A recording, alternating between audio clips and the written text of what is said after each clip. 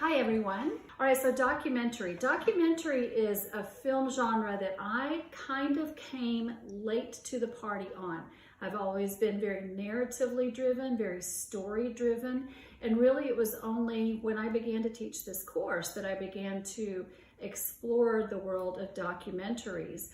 Interestingly, one of my daughters, the youngest one, loves documentaries. She especially loves true crime and that genre, which I find fascinating. She also loves nature documentaries. So the other night we were at home watching Disney Plus and put on an elephant documentary in the nature section of Disney Plus, and were completely and totally captivated for a good hour watching a family of elephants migrate across Africa for the dry season and back to their water hole. Actually really riveting stuff, beautifully filmed. Because when you have the resources of the Disney Corporation behind you, you can make a visually stunning piece of documentary film work. Not all documentary has that kind of budget behind it, and so sometimes you get documentaries that look a little more raw. Their lighting may not be quite as high tech. Their camera work may be done with a lower grade camera. They may not have quite as much access to editing and sound and all of those things. What happens with documentary, though, that is so important is that stories get told that need to be told. Documentaries are not about make-believe stories, but they are usually story-driven. They're going to be factually story-driven. The very best documentarians try to find the human story behind the true fact.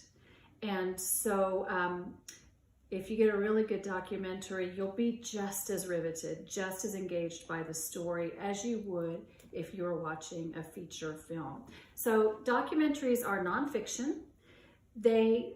The very best documentaries are still going to have the elements of mise-en-scene. They're going to have cinematographers that they're not necessarily looking for the broad sweeping vistas saturated in beautiful warm Italian light, but they do have mise-en-scene. They do have attention to the look, the framing, what the setting looks like. It's not necessarily a set that we've talked about where the set's been designed by a designer, built, dressed by a professional set decorator, etc.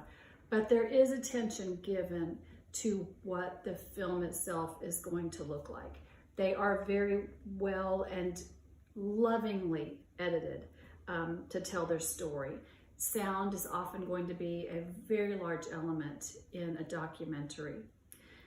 Documentaries started with what Thomas Edison called his slice of life kinetoscopes.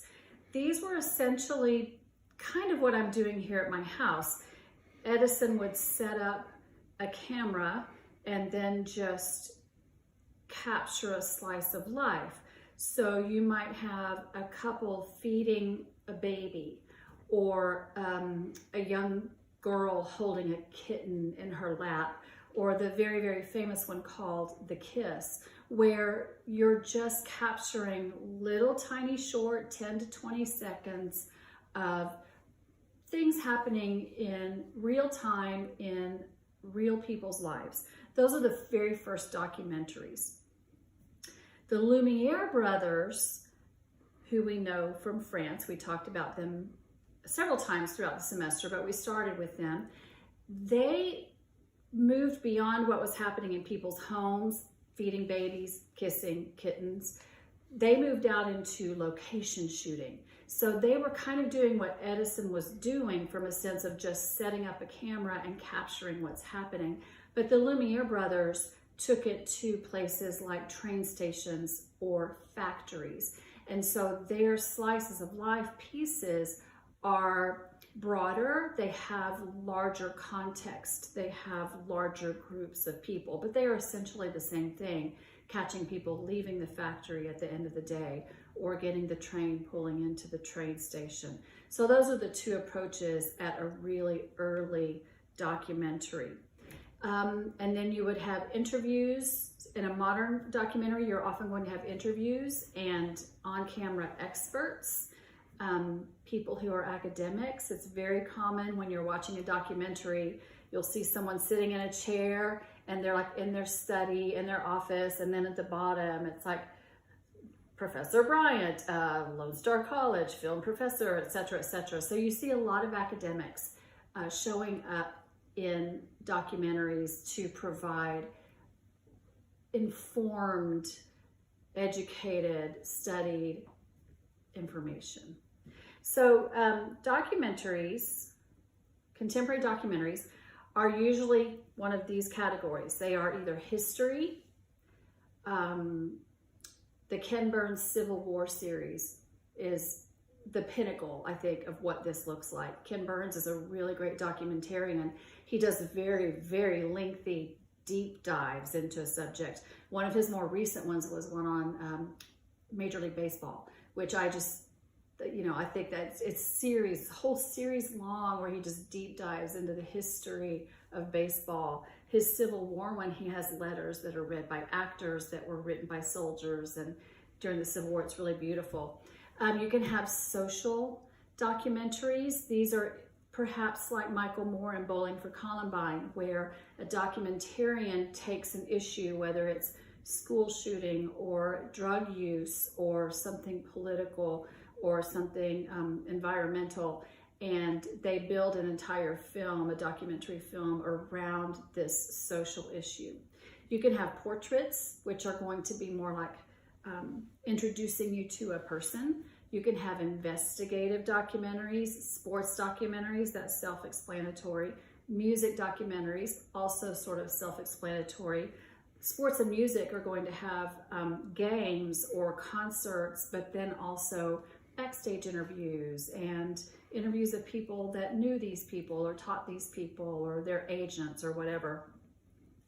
The making of a film, the building of a building, those are process-oriented documentaries. And so if you're a really process-oriented person who likes to know from A to Z how a building gets built or how a bill gets passed, these are going to be the kind of documentaries that you might like. Poetic documentaries, which are really just beautiful art pieces.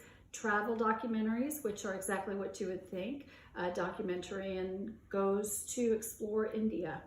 Maybe they go to visit India for the great baptism that is done periodically there, or they go to Africa to visit the elephants, or they do food across Europe or something like that.